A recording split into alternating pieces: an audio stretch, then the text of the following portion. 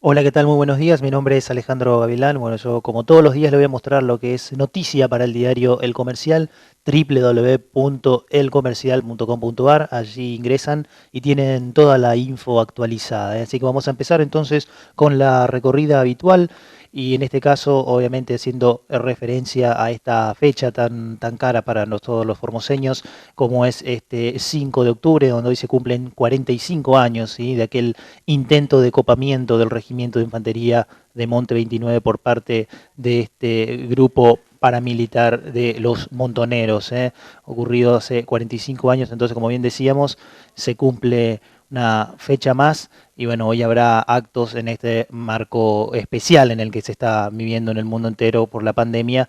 Bueno, obviamente la organización armada Montoneros, donde realizó este ataque con 80 insurgentes en la unidad militar del norte argentino. La bravura de los defensores impidió que se hicieran con el arsenal, que era del botín que habían ido a buscar. 12 hombres cayeron, aquí el homenaje a esos valientes y el significado político que tuvo ese combate, ¿sí?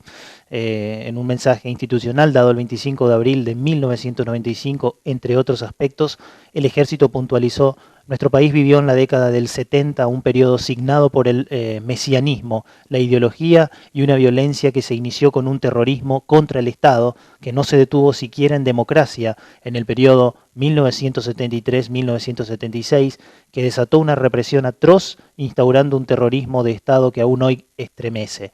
En ese contexto, señaló el ex jefe del ejército argentino, veterano de la Guerra de Malvinas y ex embajador en Colombia y Costa Rica, general Martín Balsa, el domingo 5 de octubre de 1975, la organización armada Montoneros cometió uno de los hechos más emblemáticos y criminales del triste periodo de la lucha fratricida del siglo XX. Sorpresivamente, en una operación minuciosamente planeada, denominada Primicia, intentaron copar el regimiento de infantería de Monte 29, sito en la ciudad de Formosa.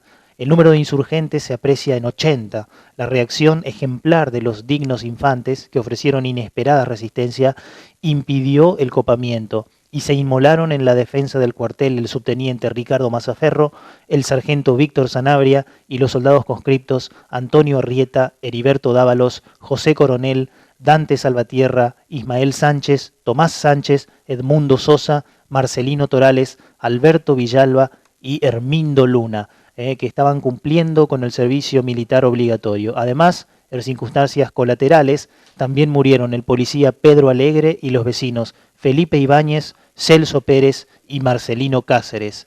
El número de heridos se estima en 20 soldados. Los muertos de los atacantes fueron 12, pero entre ellos no figura ninguno de los mentores del irracional intento.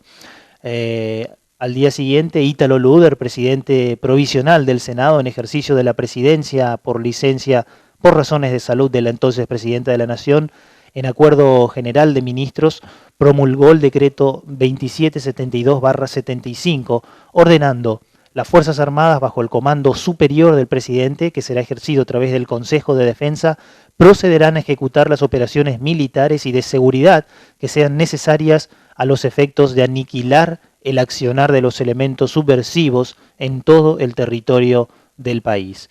El hecho ocurrió en jurisdicción del Cuerpo del Ejército Segundo, comandado por el general Genaro Díaz Bezzone. El segundo al mando era el general Otto Paladino.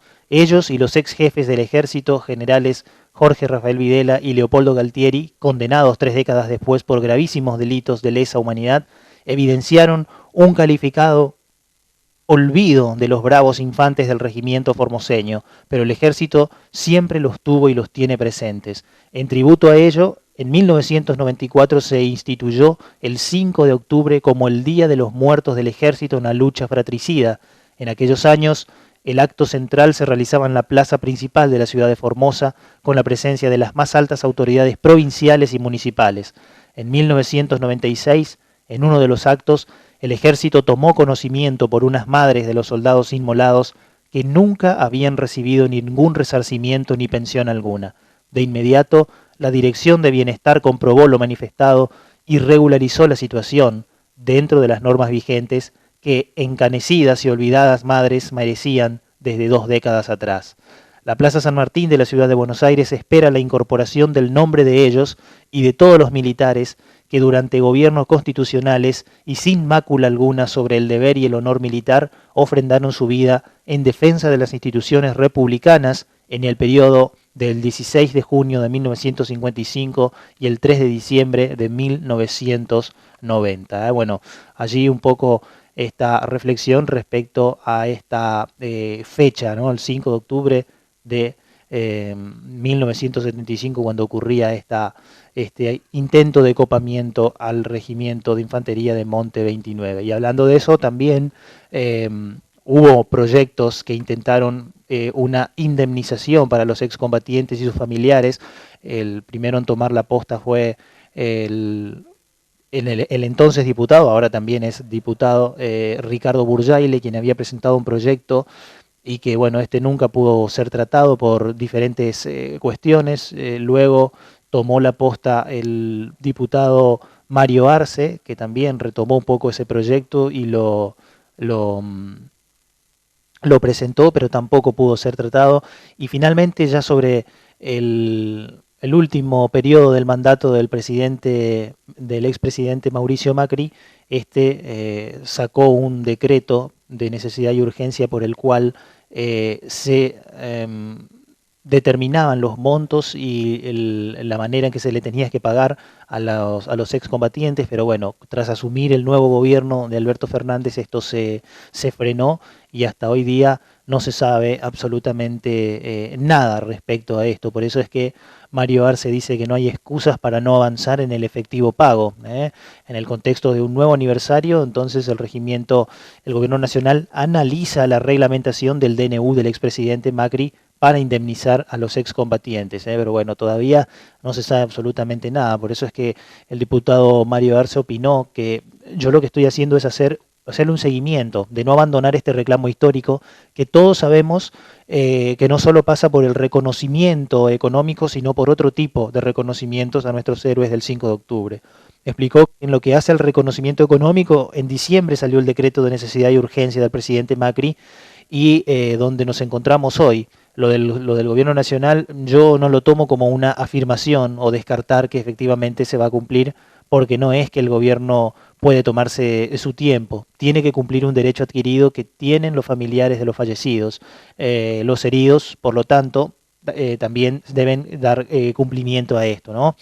Dijo además que no hay excusas en esto para avanzar en el efectivo pago. Previo a esto se hicieron una serie de presentaciones en forma conjunta con familiares de pedir reglamentación del DNU porque debe reglamentarse. Esto necesita que los familiares acrediten, por ejemplo, su vínculo, deben presentar las documentaciones pertinentes a efectos de poder ser acreedores de esa indemnización y después se han presentado también en el marco de la ley de la información pública pedidos que tienen que ver con el estado en que se encuentra la reglamentación y últimamente también hemos pedido para que se incorpore como nota mediante la partida del presupuesto 2021 para cubrir precisamente esta indemnización. Bueno, así que esto todavía está ahí trabado, pero bueno, por ahora se está analizando en el Congreso, como bien dice el diputado Arce, no quiere que esto se cajonee, que se pierda, ¿no?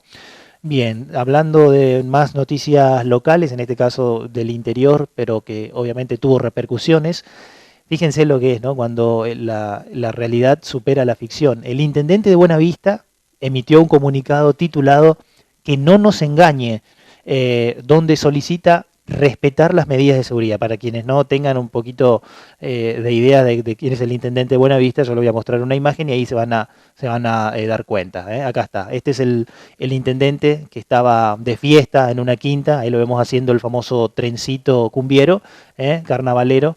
Bueno, esta persona le pide a sus ciudadanos y emite un comunicado a través del cual dice que no nos dejemos engañar, que sabemos exactamente los formoseños lo que significan las medidas sanitarias de prevención. El Consejo Integral de Emergencia Provincial y Local las ha tomado a tiempo. El municipio acompañó las disposiciones adoptadas. Abrimos ahí un paréntesis, el paréntesis me pertenece, salvo yo, ¿no? Diría el particular intendente, donde dice, bueno, adoptamos las posiciones para resguardar la salud pública. Dice, no se trata de estar a favor o en contra del bloqueo, sino que estamos seguros a favor de todas las medidas sanitarias vigentes para que no exista la circulación viral en nuestra zona. Y eso depende, y acá resalto, ¿no?, la responsabilidad de cada uno. Pensemos en nuestras familias, dice la misma persona que semanas atrás tenía una fiesta en una quinta con mucha gente ahí, más de 10 personas seguramente había. Ahí lo vemos sin el barbijo puesto, sin respetar la distancia. Esa misma persona le pide a sus conciudadanos respetar las medidas y dice de manera muy cínica que ellos respetan estas medidas protocolares, ¿no? Increíble, pero bueno, la realidad supera a la ficción y allí lo vemos a través de un comunicado oficial. La gente de Buenavista, mejor cuando digo la gente me refiero a este señor y quienes lo acompañan, no hago referencia a los vecinos ni mucho menos, haciendo un comunicado realmente vergonzoso, porque de última el comunicado tendría que ser pidiéndole disculpas a sus conciudadanos por haber hecho lo que hizo, ¿no? A nivel nacional fue conocido este señor por hacer lo que hizo, pero bueno, allí tenemos eso, ¿no? Seguimos con más información. Las ventas minoristas moderan su caída 10,1% en septiembre, según información de la CAME. Seguimos con más información y bueno, obviamente la noticia destacada de la jornada de ayer y que bueno, hoy también tiene repercusiones es lo que pasó en Belgrano, que así como Clorinda volvió a la fase 1, bloqueo sanitario total para esa localidad tras detectarse 4 casos positivos allí. El Consejo de Atención Integral informó ayer al mediodía que se dispuso el bloqueo sanitario de manera preventiva para la localidad de General Belgrano tras detectarse 4 casos positivos a coronavirus, de los cuales 3 corresponden al personal médico del hospital de dicha localidad. Tras realizarse 209 test de vigilancia y búsqueda activa de casos en el día de la fecha, 9 de ellos resultaron positivos, de los cuales 4 corresponden a la localidad de General Belgrano, informó el ministro de Gobierno, Justicia, Seguridad y Trabajo, Jorge González, al abrir la conferencia de prensa de la mesa del Consejo de Atención Integral a la Emergencia COVID-19. Se trata de 2 mujeres de 45 y 62 años y 2 hombres de 55 y 68 años. Este último es un contacto estrecho de la mujer de 62 años que el sábado dio positivo allí en Belgrano. Los otros, son todos personal del hospital de General Belgrano.